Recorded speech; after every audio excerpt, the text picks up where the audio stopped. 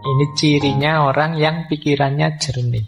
Orang yang mengikuti jalan pikirannya akan jernih. Kalau pikirannya jernih, dia ini mudah menyesuaikan dengan kondisi situasi di sekelilingnya dan tidak mudah cemas.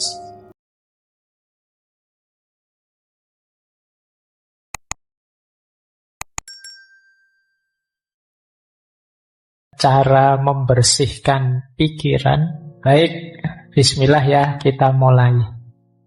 Ya tentu saja bersih-bersih pikiran itu dengan asumsi isi pikiran kita itu mungkin sudah banyak yang kadaluarsa, yang out of date, yang kotor, yang ngeres, yang ruwet, yang bulet, dan lain sebagainya. Ayo bersih-bersih.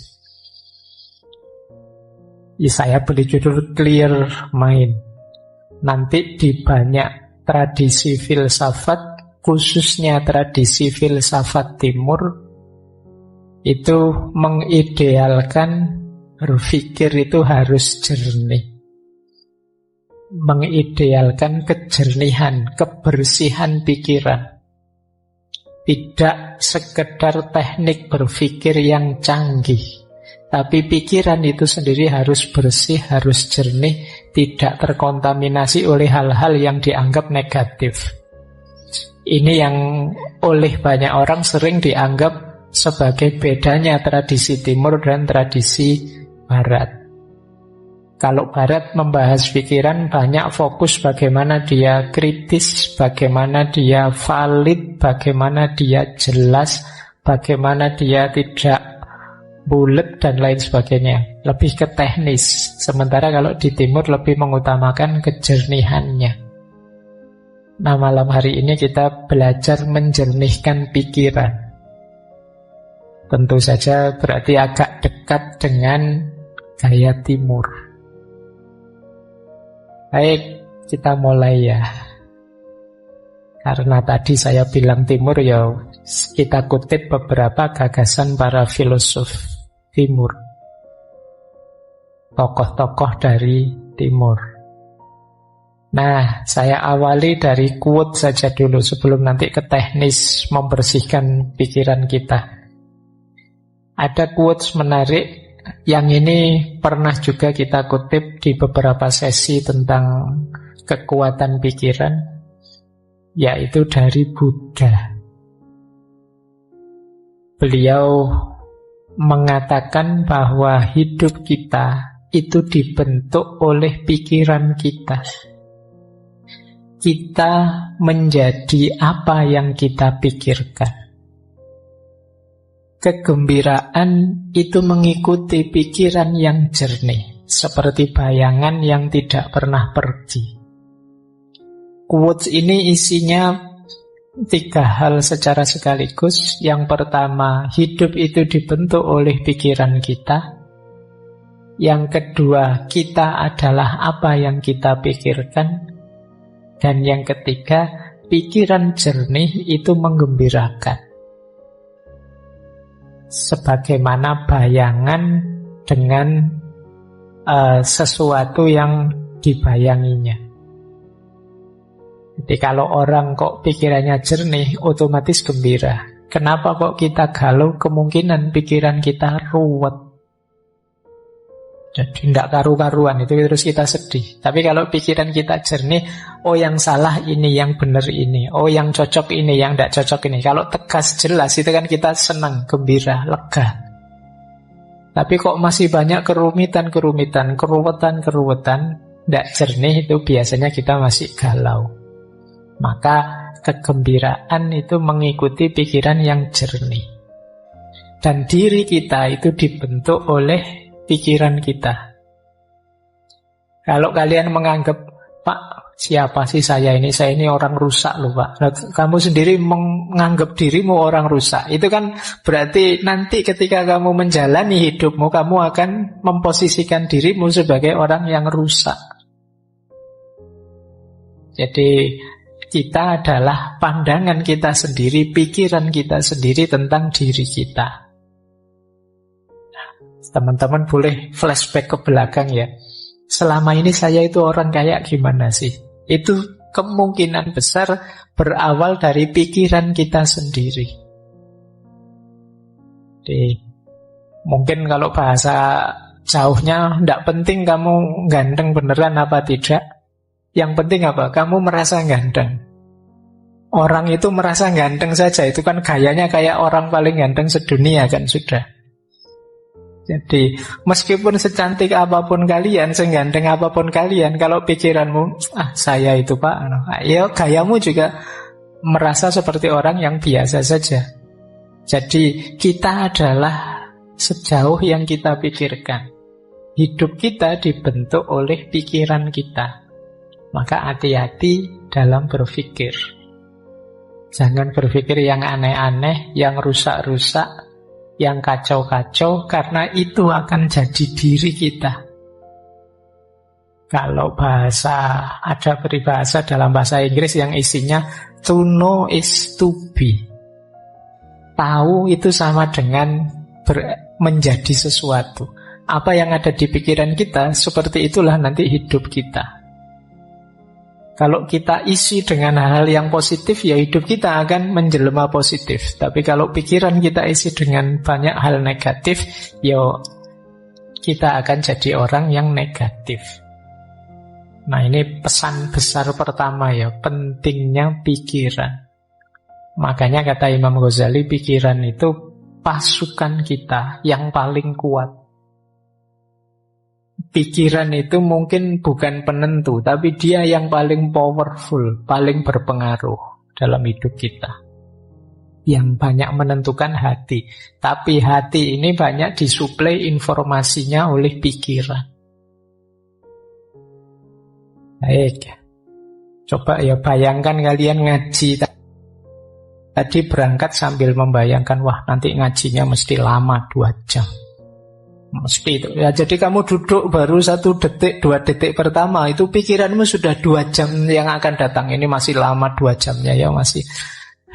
Jadi kamu belum ngalami saja, rasanya sudah lebih dari 2 jam kamu duduk di sini. Itu karena pikiran. Kayak puasa besok, itu kan biasanya ada itu yang ngitung-ngitung kapan Idul Fitrinya. 5 hari lagi Lebaran, 4 hari. Jadi Lebarannya rasanya sebenarnya masih belum datang, tapi seolah-olah itu conditioning pikirannya itu sekian hari lagi, sekian hari lagi. Itu pikiran. Kita tidak bisa menikmati Ramadan karena mikir kapan Idul Fitrinya. Nanti hari pertama sudah dihitung, 30 hari lagi Lebaran. Ayo mikirnya wis tekan Lebaran, baru terawih hari pertama. Jangan-jangan kalau pas terawih hari pertama kita pikirannya nanti Lebaran mudiknya tanggal berapa ya, bajuku sudah berapa ya, harus mikir Lebaran, tidak mikir Ramadannya. Barang siapa yang begitu datang Ramadan seneng, itu diharamkan neraka. Begitu Ramadan datang kamu seneng, tapi Ramadannya sendiri datang kamu lupa. Yang hadir di pikiranmu lebih banyak Idul Fitrinya sama liburan kuliahnya. Kupuh prei sama seneng-seneng Idul Fitrinya sampai lupa Lebaran. Itu pikiran. Hidupmu, gayamu, orientasimu ya ditentukan oleh pikiran. Maka penting pikiran yang jernih. Ada lagi kalimat dari Zhuangzi. Kalau ini salah satu tokoh dari Taoisme. Dulu pernah kita bahas khusus beliau ini. Kata dia begini, mereka yang mengikuti Tao. Tao itu artinya jalan. Ini konsepnya mungkin agak dekat dengan kalau dalam Islam ada thariqat, sama-sama jalan. Meskipun definisinya agak harus didalami lagi, tidak sederhana Tao itu. Tapi siapa yang mengikuti Tao pasti memiliki pikiran yang jernih. Orang yang pikirannya jernih ini, mereka tidak membebani pikiran mereka dengan kecemasan. Dan luwes, lentur, mudah menyesuaikan diri dengan kondisi eksternal. Ini cirinya orang yang pikirannya jernih. Orang yang mengikuti jalan pikirannya akan jernih. Kalau pikirannya jernih, dia ini mudah menyesuaikan dengan kondisi situasi di sekelilingnya dan tidak mudah cemas. Kalau teman-teman kok merasa sering cemas, kemungkinan pikirannya belum jernih. Saya tidak bilang tidak jernih ya. Nanti kalau kamu tersinggung. Jadi pikiranmu mungkin belum jernih. Perlu dijernihkan kembali. Malam hari ini kita latihan pelan-pelan nanti menghadapi pikiran yang tidak jernih ini. Saya tambah 3 lagi dari beberapa. Yang pertama dari Erich Fromm, psikolog, psikoanalis, filosof yang pernah kita bahas tentang cinta. Kata dia, punya pikiran yang jernih dan ruang yang bersih memungkinkanmu untuk berpikir dan bertindak secara bertujuan, tidak asal-asalan. Jadi kalau pikiran kita jernih itu mengorientasikan tindakan itu enak. Tapi kalau pikiran kita ruwet, kadang kita tidak tahu kenapa melakukan ini, kenapa melakukan itu. Pokoknya isinya pikiran bulat. Nah, ini membuat kita bertindaknya juga tidak kontrol. Karena pikiran menentukan diri kita. Atau kata yang dari India, Naval Ravikant, ini sebenarnya bisnismen, tapi juga penulis. Kata dia, kita mengatakan bahwa kita menginginkan peace of mind, tetapi sebenarnya yang kita inginkan adalah peace from mind. Nah, ini menarik. Kata Ravikant ini, kita itu kan sering bilang saya ingin tenang, pikiranku ingin tenang, peace of mind. Tapi sebenarnya bukan pikiranku ingin tenang, tapi peace from mind. Peace from mind itu mungkin mudahnya kita definisikan ada banyak hal yang harus kita buang, kita sisihkan yang ada di pikiran kita itu, karena mungkin tidak penting, tidak urgent. Dari situ terus muncul ketenangan. Ini namanya peace from mind. Tidak sekedar peace of mind. Peace of mind itu mungkin sifatnya tidak bisa lama. Tenang dulu sebentar, kayak kalau kemarin pakai teorinya Schopenhauer kan pakai musik saja bisa untuk peace of mind. Tapi kalau peace from mind, membersihkan pikiran dari hal-hal yang tidak penting, tidak jelas, tidak ada gunanya, itu akan menenangkan. Nah, silahkan nanti teman-teman ya, boleh dicermati isi kepala kita itu selama ini apa saja sih. Bisa tidak teman-teman coba dibayangkan sejak tadi pagi sampai malam hari ini, itu sempat mikir apa saja? Berapa banyak yang dipikirkan itu hal-hal penting, dan berapa banyak hal-hal biasa saja, dan berapa banyak hal-hal tidak penting? Atau jangan-jangan ada pikiran-pikiran yang merusak, pikiran-pikiran negatif. Nah, kita jarang ya mencermati pikiran kita sendiri.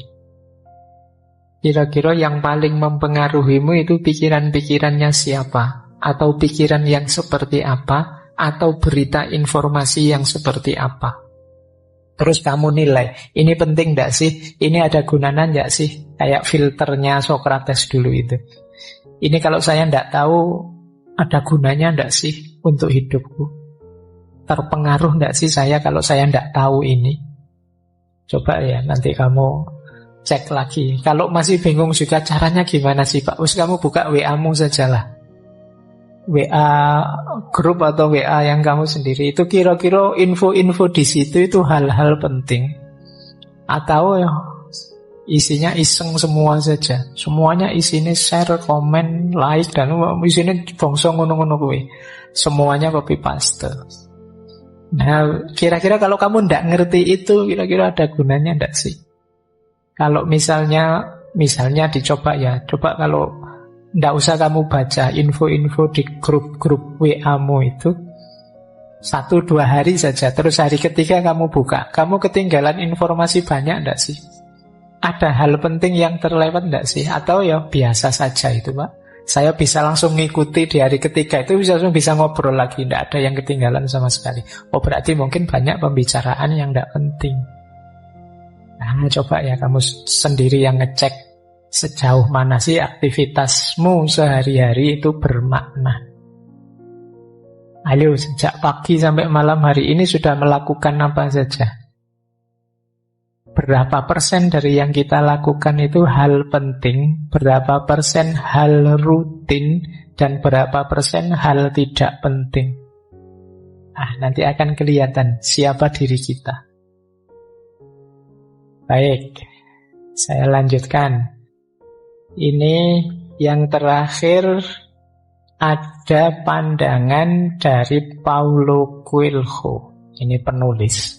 Tulisannya banyak, kata dia, santailah, biarkan pikiranmu menjadi kosong, dan kejutkan dirimu dengan harta karun yang mulai mengalir dari jiwamu. Jangan lupa, jiwa kita ini khazanah yang luar biasa. Kalau teman-teman mau membacanya. Nah, khazanah yang luar biasa ini sering terpendam, tidak muncul. Kenapa? Karena kita sibuk oleh hal-hal di luar diri. Sampah pikiran kita banyak sekali, luar biasa, sehingga tidak bisa masuk lagi hal penting justru dari dalam diri kita sendiri. Maka kata Coelho, santailah, coba. Tidak usah mikir apa-apa, biarkan dirimu jernih. Nanti ada banyak hikmah yang mengalir dari jiwamu. Ada banyak wawasan-wawasan yang mungkin mengejutkanmu. Jadi makanya kalimatnya, kejutkan dirimu. Betapa luar biasanya dirimu, cuma kamu tidak sadar saja. Baik ya, ini sebenarnya memprovokasi kita untuk berpikir jernih. Ayolah, menjernihkan pikiran. Hari ini banyak distraksi yang membuat kepala kita ruwet.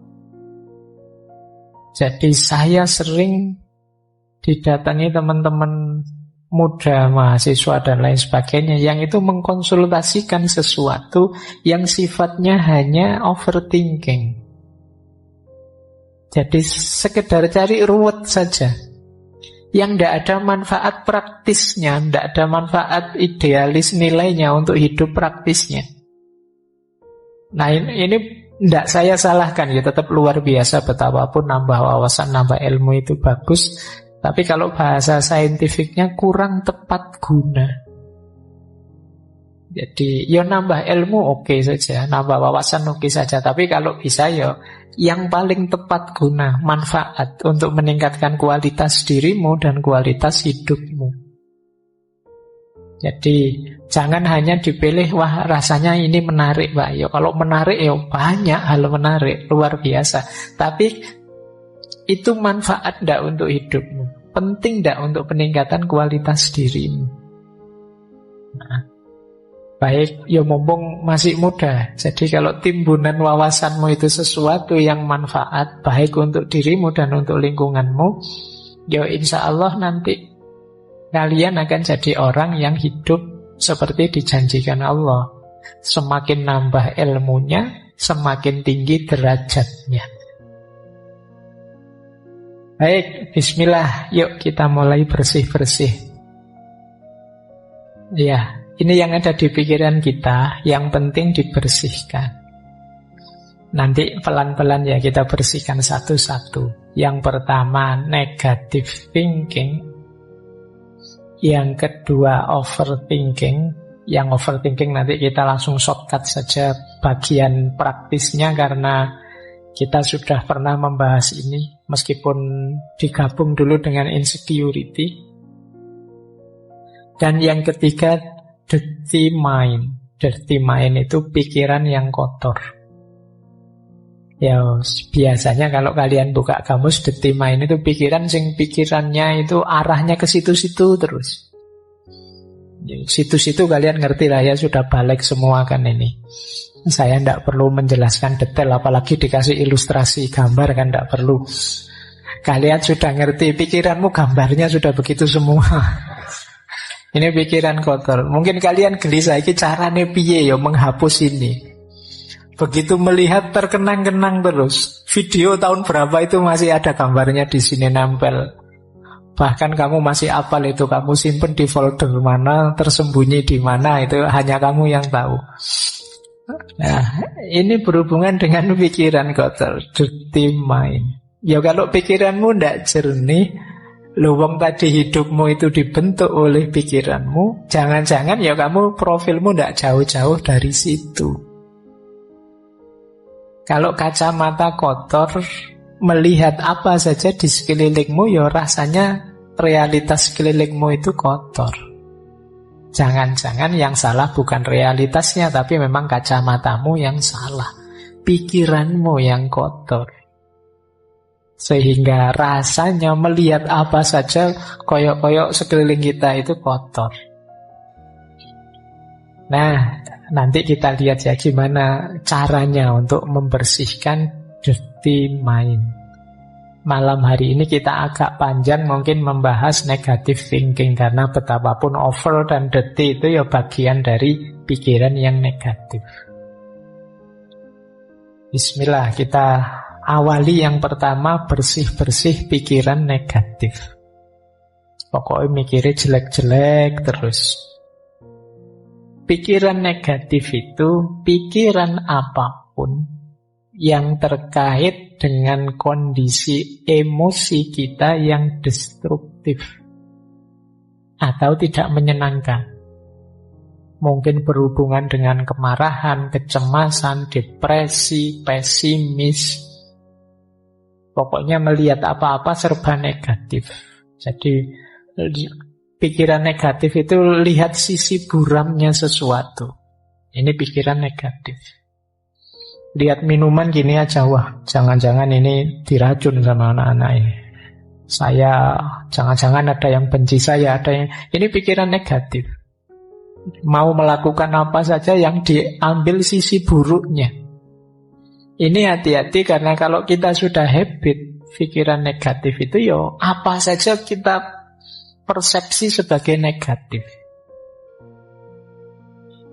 Jangankan yang memang negatif, yang positif pun dilihat sisi negatifnya. Ada orang tidak ke masjid, ngaku muslim kok tidak ke masjid, dasar. Nanti ada orang ke masjid, alah itu pencitraan, alah susah. Ada orang baik dibilang pencitraan, nanti apalagi orangnya jahat beneran. Jadi pikirannya selalu negatif. Nah, negative thinking itu sebagian besar pikiran negatif itu banyak yang tentang diri kita sendiri. Misalnya, aku ini memang orang yang gagal kok. Aku ini memang orangnya mengecewakan kok. Tidak ada orang yang sayang padaku. Semuanya benci padaku. Semuanya ingin memanfaatkanku saja. Nah, ini pikiran-pikiran negatif. Nanti ada orang nolong kita, wah kamu merendahkan aku ya, emangnya aku tidak bisa sendiri. Tidak ada yang nolong, marah-marah. Ini orang tidak ada yang punya empati, semua dasar. Sulit melawan orang yang pikirannya negatif. Dibantu dianggap merendahkan, tidak dibantu dianggap tidak peduli. Nah, ayo kita latihan. Banyak di sekeliling kita orang-orang yang berpikiran negatif. Cirinya apa pikiran negatif itu? Cirinya secara umum ada 4. Pikiran negatif itu otomatis yang pertama. Datang begitu saja. Kalau orang sudah berpikir negatif, ya tidak pakai diusahakan. Sebentar Pak, saya lihat sisi negatifnya, tidak begitu. Otomatis yang muncul itu negatif sudah. Ini sifatnya otomatis. Tidak secara sengaja dirancang untuk negatif, memang wataknya watak negatif. Jadi kalian mungkin ada yang sering berpikiran negatif, sadarilah bahwa itu munculnya sering otomatis saja. Mungkin karena sering kita lakukan, sering kita biasakan. Yang kedua, pikiran negatif itu distorted, terdistorsi. Maksudnya terdistorsi itu kalau melihat sesuatu tidak utuh, hanya dilihat sisi jeleknya saja. Misalnya ngaji filsafat ini kan kurangnya juga banyak. Meskipun bagi banyak orang manfaatnya juga ada. Tapi yang manfaat tidak dilihat, yang dilihat jeleknya saja. Mungkin ngaji kok selesainya jam 10 malam, itu pun ngomong sendiri Pak Faiznya tidak ada. Nah, itu memang jelek yang bagian itu. Kemudian ngaji kok tidak ada rekaman videonya, kalau direkam suara saja. Saya sering dikritik itu. Biar saja lah, biar ada jeleknya untuk mancing yang pikirannya negatif. Jadi kalau tidak begitu kan tidak terpancing, tidak kelihatan kalau pikiranmu negatif. Jadi pikiran negatif itu terdistorsi. Jadi melihat apa-apa dipotong bagian negatifnya. Orang seperti ini biasanya sulit senyum. Pikirannya ruwet terus kalau ada apa-apa itu. Jadi serba khawatir, serba cemas. Karena dia menggunakan kacamata buram terus, negatif terus. Yang ketiga, obstruktif. Obstruktif itu pikiran ini menghalangi kita untuk mencapai tujuan-tujuan tertentu. Karena pikiran negatif ini akhirnya kita kuliahnya tidak bisa maksimal. Mau kuliah ke kampus bawa motor, wah di kampus itu parkirannya kacau, kalau motorku hilang gimana? Mau ke kampus naik trans, nanti naik trans itu kadang ya tidak jelas juga, nanti jangan-jangan aku malah telat, jangan-jangan mau bareng temen, nanti malu, nanti masuk bareng mau punya motor sendiri malah anunya bareng. Jadi pikirannya ruwet, akhirnya ya tujuan-tujuan hidup banyak yang tidak terpenuhi. Itu namanya obstruktif, menghalangi kita mewujudkan keinginan. Ini berarti pikiran itu sudah negatif sudah.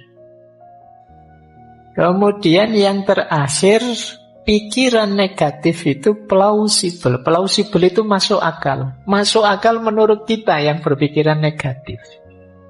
Kita cari saja alasan untuk melihat sisi negatifnya. Dan mesti ketemu wong alasan itu bisa dibuat. Alasan itu kan hasil karya akal kita. Seperti saya bilang tadi, pikiran itu mau kita ajak kemana saja bisa. Wong yang salah itu ya kita bikinkan alasan biar benar saja bisa kok. Itu yang disebut plausible. Maka pikiran negatif juga begitu. Dia didukung oleh akal kita. Benar itu, kamu tidak usah ke kampus daripada motornya hilang. Paling dosennya ngomongnya juga gitu-gitu aja, tidak ada menarik-menariknya misalnya. Mending di YouTube saja banyak, ngapain sih? Dan justifikasinya mesti ada. Mbok kamu sampai terancam DO pun dia bisa, alah kuliah itu kan tidak nomor 1. Masa depan tidak ditentukan oleh kuliah, sudahlah. Plausible. Yang buruk, yang negatif, yang jelek bisa kita carikan argumen biar tetap bagus.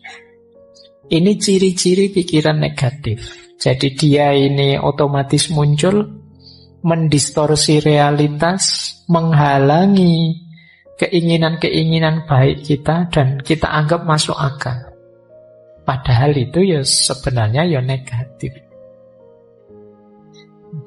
Ayo ya dicari, kalau ada makhluk seperti ini dalam diri kita, ayo dibersihkan. Jadi kok tiba-tiba kita melihat negatifnya sesuatu, coba tanya, ini memang negatif saja atau ada positifnya sih? Oh ada positifnya sih, cuma tadi belum sempat saya baca, tapi menurut saya yang negatif juga perlu diperhatikan. Nah, kalau ini sudah mending, sudah melihat sesuatu lebih luas, tidak sekedar melihat negatifnya saja.